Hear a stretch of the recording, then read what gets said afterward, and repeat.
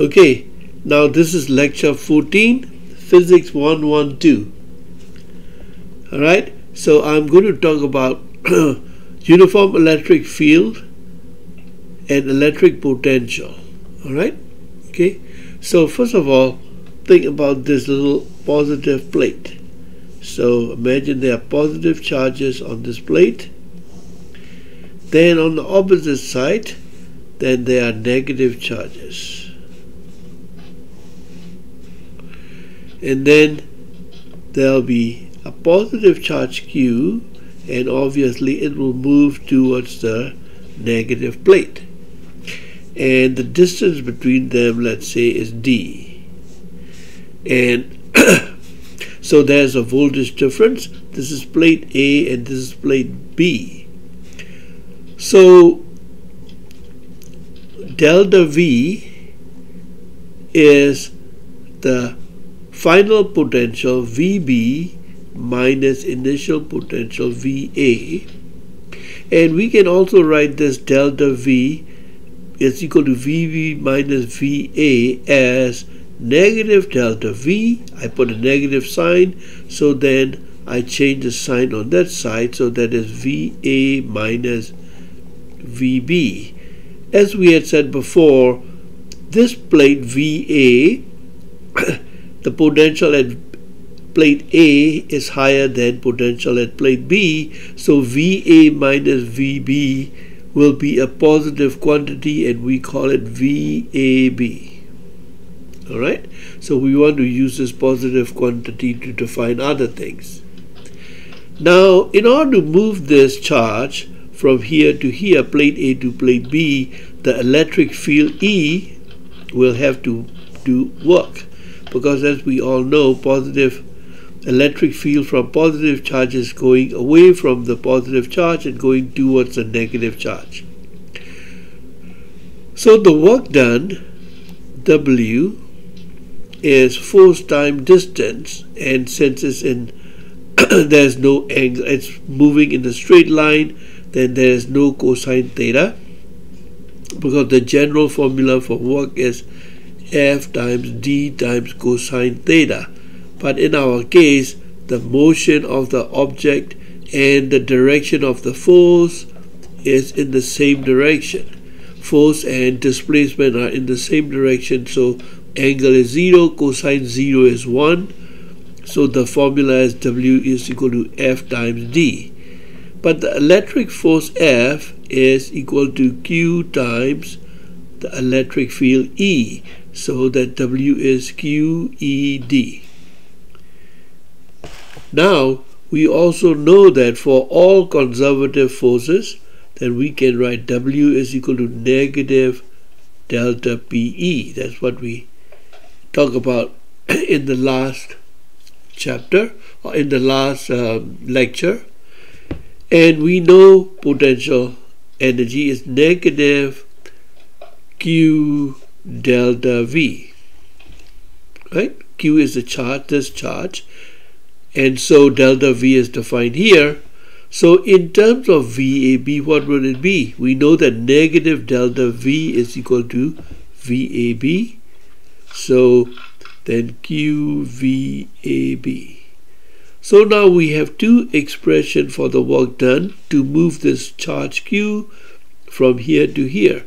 One is W is equal to QVAB, another one is W is equal to QED.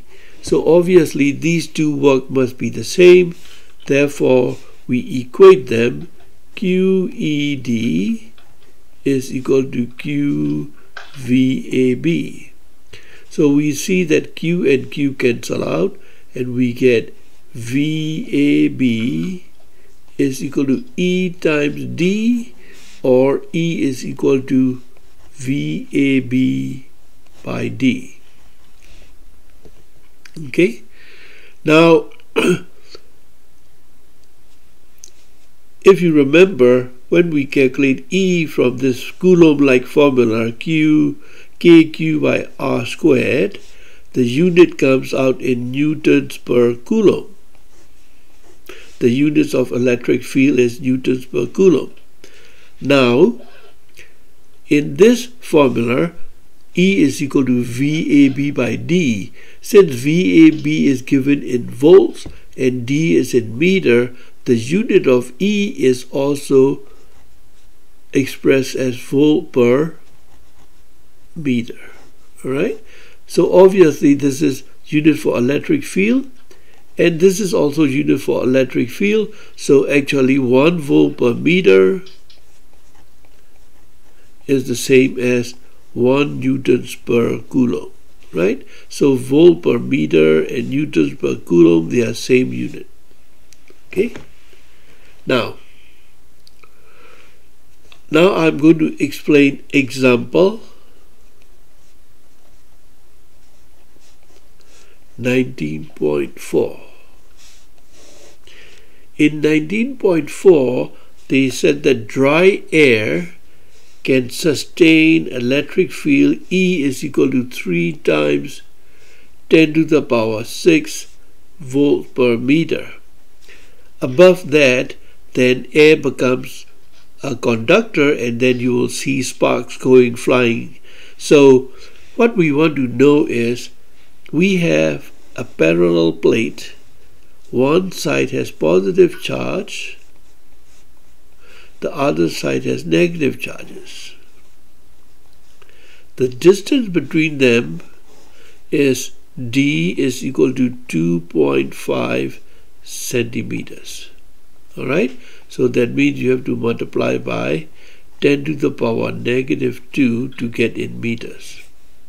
Alright, now what we want to know is, what is the maximum voltage difference between plate A and plate B that we can put so that there will be no spark flying between these two plates. So we know that the dry air can sustain this much electric field. So, and in these two plates filled with dry air, then we want to know what is the maximum voltage that you can put between these two plates. Alright, so the voltage difference that you can put is easy to find, because VAB is equal to ED. That is just the formula we derived. VAB is equal to ED. I use that. And VAB is the voltage that we can apply, the maximum voltage that we can apply. That means E must be the maximum that the dry air can sustain before sparks flying. So E must be 3 times 10 to the power 6 volts per meter, and the distance is 2.5 times 10 to the power minus 2 meters. So the answer is 3 times 2.5 is 7.5, 10 to the power 6 and 10 to the negative 2, so that's 10 to the power 4. Meter and meter cancel out, volt.